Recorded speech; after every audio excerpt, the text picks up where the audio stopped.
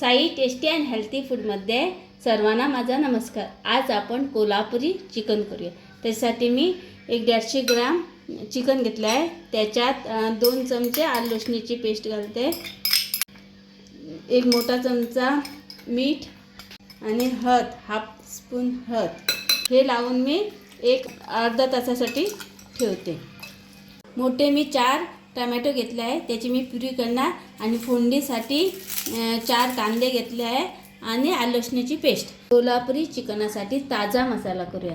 मी 6 बेडगी मिरची घेतली आहे, 1 टीस्पून बडीशेप घेतले आहे, मोठे चमचा कोथिंबीर घेतली आहे, 1 मोठा चमचा व्हाईट तीळ घेतला आहे, 2 मसाल्याची पानं घेतली आहे, 2 मसाल्याची वेलची घेतली आहे, हे आमची नॉर्मल वेलची, 8-10 मी मिरी घेतली आहे, लवंग 8 घेतले आहे, फूल घेतलं आहे, दालचिनी घेतली आहे आणि हे सर्व मी बारीक गॅसवर भाजून घेते। हा मसाला चांगला फ्राय झाला ना, त्याच्यानंतर मिरची फ्राय करायची। झालं आहे, तुम्हाला ना पाहिजे तर तुम्ही थोडंसं सुकं खोबरं घालू शकता।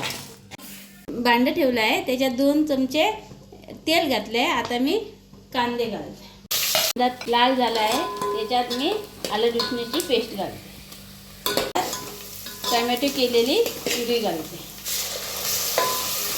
प्युरी चांगली शिजल्यानंतर आम्ही कोल्हापुरी मसाला केला आहे ना, तो घालायचा, त्याच्यात घालते, शिजू दे। बघा इकडे मसाला चांगला शिजला आहे, त्याच्यात तेल पण सुटलं आहे। आता मी मॅरिनेट केलेलं चिकन घालते, परतून घेते। परतून झाल्यानंतर मीठ घालते आणि शिजायला ठेवते। बघा चिकन शिजलं आहे, मी आता ते सर्व करून दाखवते। कोल्हापुरी चिकन रेडी झालं आहे, ते तुम्ही भाताबरोबर खाऊ शकता। चॅनलला सबस्क्राईब करा, लाईक करा आणि शेअर करा आणि बेल आयकॉनला क्लिक करा।